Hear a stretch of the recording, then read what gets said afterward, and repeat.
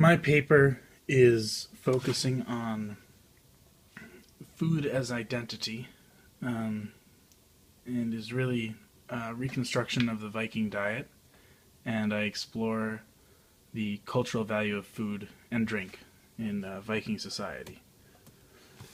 To give context, the Vikings were Norsemen who lived in Scandinavia from 700 to 1100 AD. Those are the years that are considered the Viking Age. Um, Archaeologists use a scientific method called stable isotope analysis to analyze human bone remains and animal bone remains.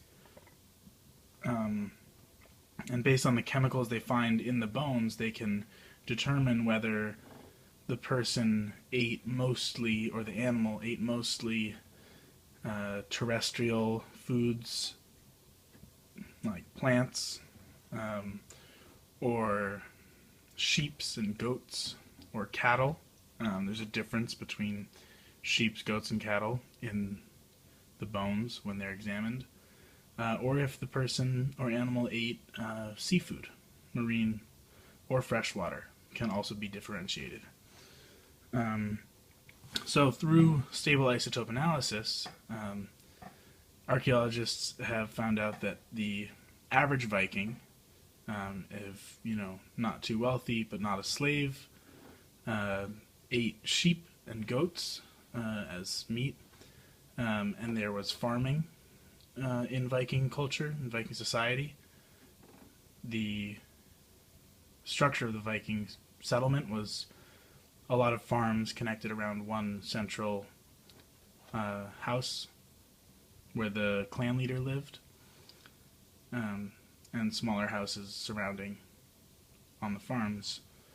Additionally, Vikings ate a lot of marine food, saltwater, from the ocean. Cod, haddock, and seal are the main foods. However, that is not the only food that Vikings ate.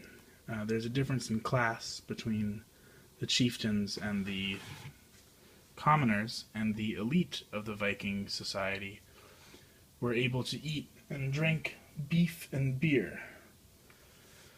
The reason beef was reserved for those who could afford it was because, unlike free-roaming sheep and goats, who didn't need to be kept inside or fed, really, they could graze on their own, cows needed to be kept inside during cold season, and needed to be fed hay that was collected during the summer, which meant more human labor collecting hay, and more maintenance of building a house for them, not a house, but housing, shelter. And they ate more because they were bigger. And beer was special and expensive because barley didn't grow originally in Scandinavian countries. It was brought over by Vikings in the beginning of the Viking Age, and stored and grown when possible. And barley beer was the only available alcohol in Viking times in that area. So, because of the scarcity of barley and the social value of beer, it was never eaten, really. It was only made into beer. And beer and beef would be served at feasts to display wealth and to indebt people for providing such good food and drink.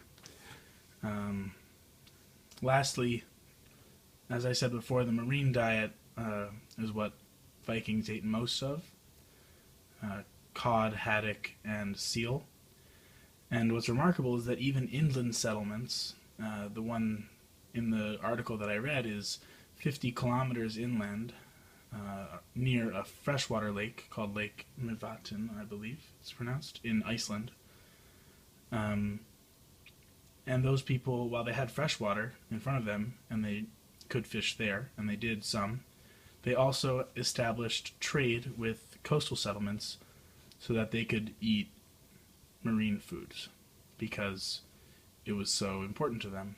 Additionally, when Christianity came into the picture at the end of the Viking Age and the beginning of the early Christian Age, there was intensified farming because they brought over methods and innovations that helped farming work better.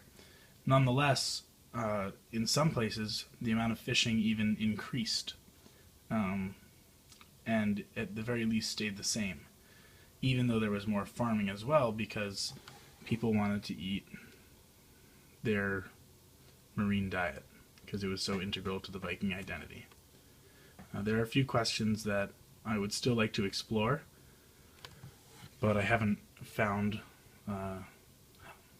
the answers to. So there's a difference, as I said, between the elite and commoner diet, but there's no exploration of the difference between man and woman in their diet. I'm wondering if there is. And I believe it could be analyzed if they could discern whether bones belonged to a man or woman.